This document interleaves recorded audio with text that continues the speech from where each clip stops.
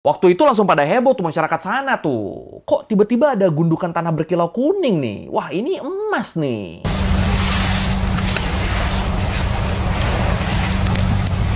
Udah pada putus asa, udah pada desperate, bingung harus apa, ngelihat emas, jadi ngerasa ada harapan baru tuh. Ini kemarin ada rame-rame lagi nih, soal bencana kekeringan yang terjadi di Sungai Eufrat yang ada di Suriah. Tapi nggak cuma kekeringannya aja yang bikin gempar tuh, soalnya dari Sungai Eufrat yang makin surut ini, tiba-tiba banyak bongkahan batu kekuningan yang diduga adalah emas. Wah, langsung tuh rame tuh diberitain di sini tuh, dinarasiinnya. Emas muncul dari Sungai Eufrat yang mengering. Ini tanda-tanda kiamat. Ya emang ngeri sih ya, mana ada hadisnya kan. Dan ya karena penasaran ya udah gue cari infonya, gue riset, gue baca-baca, dan ternyata kejadiannya ini tuh beneran. Tapi rada misleading. Nah, tapi emang gimana sih kebenarannya? Apa bener kita udah OTW kiamat? Ya udah kalau gitu, ayo langsung kita bahas. Apa bener ada temuan emas dari Sungai Eufrat yang mengering? Apakah bener ini tanda kiamat? Di Learning by Googling. Oke, sebelum kita bahas soal penemuan emas di Sungai Eufrat, enaknya kita bahas dulu deh ya tentang si Sungai Eufrat ini dan bencana kekeringan yang lagi terjadi di sungai ini. Jadi Sungai Eufrat ini bisa dibilang dia tuh adalah salah satu sungai paling vital di Asia Barat. Sungai ini tuh udah jadi penopang kehidupan di kawasan Timur Tengah sejak ribuan tahun lalu. Ya kalau lu ingat peradaban Mesopotamia, nah Mesopotamia tuh kan artinya secara harfiah tuh tanah di antara dua sungai. Dan dua sungai yang dimaksud di sini tuh ya Sungai Tigris sama Sungai Eufrat ini. Oh iya, terus Sungai Eufrat ini juga tuh merupakan sungai terpanjang di Asia Barat yang membentang dari hulunya yang ada di Turki Selatan, terus ngalir ke Suriah, Irak, dan berakhir di Teluk Persia. Dan di Suriah sendiri, kalau menurut CSIS, Center for Strategic and International Studies, disebut sekitar 85% kebutuhan air, khususnya buat pertanian, itu tuh bergantung banget sama Sungai Eufrat ini. Jadi ya kebayang dong, kalau sampai terjadi kekeringan di Sungai Eufrat, itu bakal seberdampak apa tuh ke pertanian di Suriah. 85%-nya loh bergantung sama sungai ini loh. Belum lagi buat keperluan air minum, sanitasi, sampai ritual keagamaan. Orang-orang Suriah, khususnya Suriah Utara, mereka tuh bergantung banget sama sungai ini. Jadi ya Sungai Eufrat tuh emang sevital itu buat Suriah. Revered by historians and prophets alike, the Euphrates River is more than just a river. It is the lifeblood of ancient civilization. For thousands of years, its waters have nourished empires, inspired scripture, and sustained millions across the Middle East. Dan sayangnya kekeringan yang ditakutkan ini tuh udah bukan lagi prediksi atau angan-angan doang. Soalnya bencana kekeringan tuh emang udah melanda Eufrat, udah melanda Suriah. Kalau menurut Discover Magazine, sebenarnya penurunan debit air Sungai Eufrat di Suriah tuh itu udah mulai terjadi sejak antara tahun 1980-an sampai 1990-an. Dan ini awalnya adalah gara-gara adanya pembangunan rangkaian bendungan dan PLTA di sepanjang Sungai Eufrat di wilayah Turki yang jadi hulu sungainya. Apalagi habis bendungan Ataturk selesai dibangun, itu volume air yang mengalir ke hilir tuh jadi makin dikit tuh. Terus kondisi bumi yang sekarang lagi ngalamin krisis iklim, yang bikin suhu bumi jadi makin meningkat, itu juga ngebikin Sungai Eufrat jadi makin sekarat. Ya kan yang namanya suhu panas kan jadi ngebikin penguapan terjadi lebih cepat ya. Nah udah penguapannya cepat, hujannya jarang turun. Ya udahlah, kelar udah. Bener-bener akhirnya faktor-faktor tadi ngebikin volume air di Sungai Eufrat jadi makin berkurang, khususnya dalam 5 tahun terakhir. Dan ini bisa dilihat dari laju penurunan permukaan sungai yang makin cepat sama sedikitnya curah hujan yang turun di sana. Dan gilanya lagi, para ilmuwan tuh memperkirakan kalau kekeringan ini terus berlangsung, bisa-bisa nanti di tahun 2040 Sungai Eufrat tuh kering banget, udah nggak ada air sama sekali. Ngeri amat, Cir. 2040 ya? Berapa tahun lagi tuh?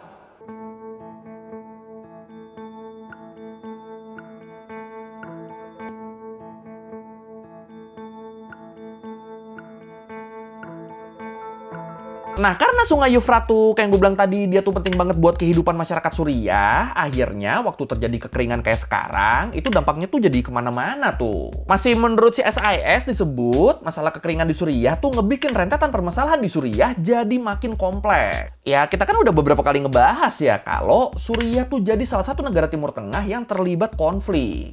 Baik itu konflik sama negara tetangga maupun konflik sama kelompok pemberontak di dalam negeri. Dan konflik-konflik ini tuh ngebikin banyak fasilitas penting di Suriah jadi rusak. Termasuk lahan pertanian, fasilitas irigasi, sampai lumbung penyimpanan hasil panen. Nih, kalau menurut data dari FAO, Badan Pangan dan Pertaniannya PBB, disebut Sejak konflik di Suriah pecah di tahun 2011, itu jumlah panen gandum di Suriah tuh turun sampai 75% loh. Dan kondisi ini jadi makin parah soalnya Sungai Euphrates, sungai yang paling penting dan nyokong lebih dari 80% pertanian di Suriah, itu sekarang makin mengering. Dan selain ngaruh banget ke pertanian, buat fasilitas air bersih ini juga nih sama nih nasibnya nih. Kalau menurut Palang Merah Internasional, konflik berkepanjangan di Suriah tuh itu ngebikin pasokan air minum di sana turun sampai 40%. Banyak fasilitas penyaringan air, pemurnian air, sampai distribusi jadi rusak akibat konflik-konflik tadi. Belum lagi kalau ditambah sama peningkatan jumlah penduduk di Suriah, yang artinya lebih banyak mulut yang harus dikasih makan dan minum kan.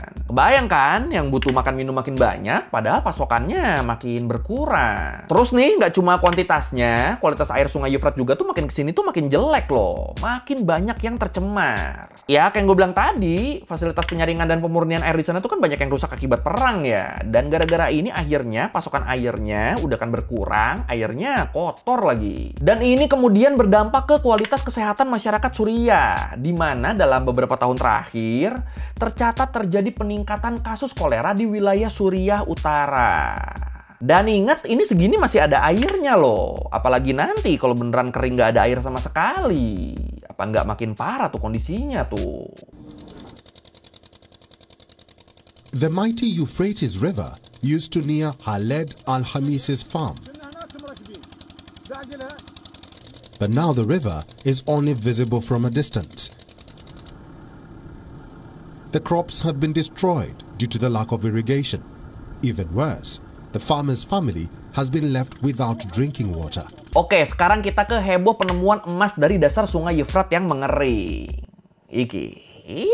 Jadi kalau menurut Shafak.com, kasus penemuan emas di dasar Sungai Euphrates ini tuh pertama kali terjadinya tuh di akhir bulan Juli 2025 kemarin.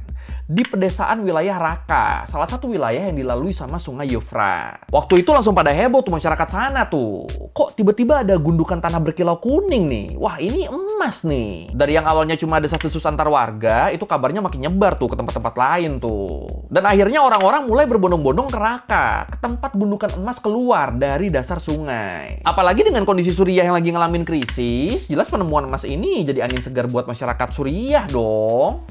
Jadi sumber harapan baru buat mereka bertahan hidup di tengah kondisi negaranya yang lagi kacau karena bencana. Dan ya udah, akhirnya dalam waktu beberapa hari doang, wilayah Raqqa langsung ngalamin fenomena demam emas.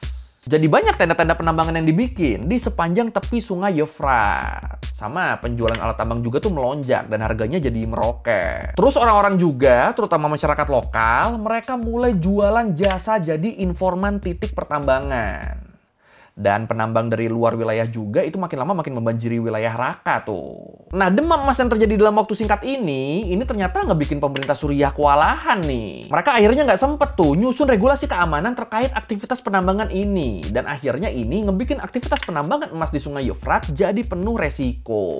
Dan ya, mau gimana ya, ini kan posisinya kan jadi kaget semua ini kan. Masyarakat kaget tahu-tahu nemu emas, pemerintah juga kaget. Mau nyiapin regulasi jadinya nggak sempet. Bener-bener soalnya terjadinya tuh cuma dalam waktu beberapa hari doang kan.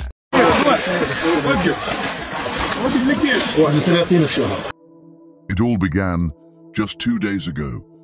Glittering golden-colored mounds began appearing on the exposed banks of the Euphrates, the result of the river's continued and alarming retreat. Nah, fenomena demam emas di Raqqa ini kemudian jadi ramai nih diomongin nih. Apalagi buat komunitas muslim, fenomena ini tuh dianggap sebagai tanda akan terjadinya kiamat. Oke, jadi buat yang mungkin belum tahu nih, khususnya yang non-muslim, jadi di Islam kami tuh meyakini akan ada rentetan peristiwa yang jadi tanda datangnya hari akhir. Tanda datangnya hari kiamat. Dan salah satu tandanya adalah keringnya Sungai Euphrates yang mengakibatkan tersingkapnya emas di dasarnya. Dan emas ini ngebikin banyak orang berebut. Itu ada hadisnya tuh. Nah, sekilas gambaran peristiwa di hadis ini tuh kan mirip banget ya sama kejadian demam emas yang saat ini lagi terjadi di Raqqa. Sungai Euphrates mengering, muncul emas dari dasar sungai, dan orang-orang berebut emas sampai terjadi demam emas. Dan sejujurnya gue pun pas awal ngeliat ini, shock gue, ngeri gue. Kayak, wah. Beneran OTW kiamat nih ceritanya. Nah, cuma pas gue cari-cari lebih lanjut nih, ternyata emas yang ditemuin di Raqqa tuh itu bukan beneran emas loh. Jadi emang bener nih, ada mineral yang tersingkap dari dasar sungai Euphrates, tapi itu tuh sebenarnya bukan emas. Kalau menurut Javid, apa yang dikira orang-orang sebagai emas tuh itu ternyata cuma false gold, cuma emas palsu. Yang sebenarnya adalah mineral campuran besi dan sulfur yang biasa disebut pirit. Dan pirit ini tuh dia tuh emang punya ciri fisik kelihatan berkilau kayak logam kekuningan gitu ya. Kelihatannya tuh kayak emas, padahal bukan. Sama secara fisik dia juga tuh punya tekstur yang lebih keras tapi lebih rapuh kalau dibanding sama emas. Sama beratnya juga tuh jauh lebih berat emas dibanding pirit. Jadi ya penemuan ini tuh bisa dibilang kayak ngasih harapan palsu gitu buat orang-orang di sana. Tapi ya para ahli geologi di Suriah tuh sebenarnya udah ngingetin ke para penambang sih. Mereka bilang walaupun ada temuan bongkahan yang mirip emas, tapi kepastiannya tuh tetap perlu dicek dulu sama ahlinya. Mereka udah ngingetin gitu tuh. Tapi ya sayangnya karena fenomenanya udah terlalu booming, akhirnya euforianya tuh jadi susah buat diredam. Diingetin sama ahli geologi juga nggak ada yang denger tuh. Masyarakat tetap berbondong-bondong datang ke sana buat nyari peruntungan.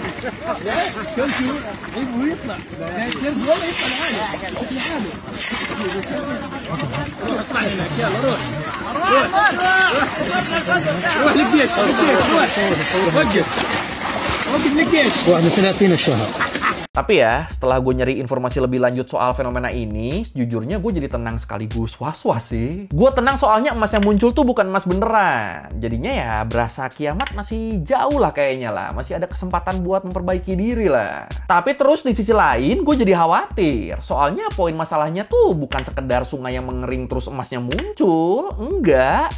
Tapi gimana di hadis itu digambarin orang-orang pada berebut emas sampai sikut-sikutan dan ngebikin banyak orang nggak selamat. Kalau nggak salah dari 100 yang rebutan itu cuma 1 tuh yang selamat tuh. Nah ini kan sekilas kan mirip gambaran di Suriah sekarang ya. Orang-orang yang jadi korban krisis mereka akhirnya nyari peruntungan dari fenomena penemuan emas. Mereka yang udah pada putus asa, udah pada desperate, bingung harus apa, ngelihat emas jadi ngerasa ada harapan baru tuh. Dan jadi pada rebutan buat dapetin emas-emasan ini. Nah ini gara-gara ini gue jadi mikirin fenomena ini lagi nih. Terus gue ngerasa ini kok hadis ini kok jadi kayak ngasih gambaran kalau kiamat tuh nggak akan terjadi sampai dunia ngalamin masalah yang sangat kompleks gak sih? Masalah-masalah yang terdiri dari gabungan bencana alam, konflik sosial, dan ekonomi. Nah masalahnya yang bikin gua ngeri, kayak yang kita tahu dunia tuh kan sekarang kan kayak lagi ngalamin itu semua ya. Krisis iklim makin parah, makin susah dibendung. Perang juga pecah di mana-mana, banyak masyarakat jadi korban. Terus ketidakadilan juga tuh kan banyak terjadi kan, yang ngebikin makin banyak orang terjebak kemiskinan. Jadi kalau secara harfiah mungkin yang di hadis itu belum kejadian, karena bukan emas asli kan yang ditemuin kan. Tapi kalau secara suasana rusuhnya, ya dunia tuh udah berasa kayak gitu kan. Tapi ya balik lagi itu cuma yang gue rasain ya. Gue kan bukan ahli hadis kan, bukan ahli tafsir juga. Jadi ya boleh banget nih kalau mungkin ada yang lebih ngerti, kalau pengen ngasih masukan, boleh banget nih. Tapi kalau menurut lu gimana nih? Apakah ini emang tanda kiamat makin dekat atau cuma kebetulan mirip aja fenomenanya? Yang mana nih? Silakan.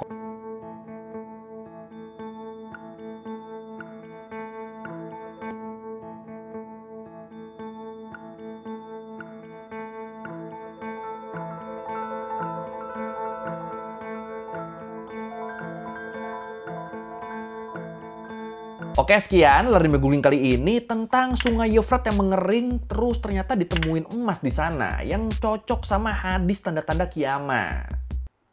Tapi ya untungnya itu bukan emas beneran ya. Tapi ya tetap overthinking gue gara-gara ini, gara-gara yang tadi tuh, gara-gara suasana dunia mirip banget sama apa yang digambarin di hadis itu.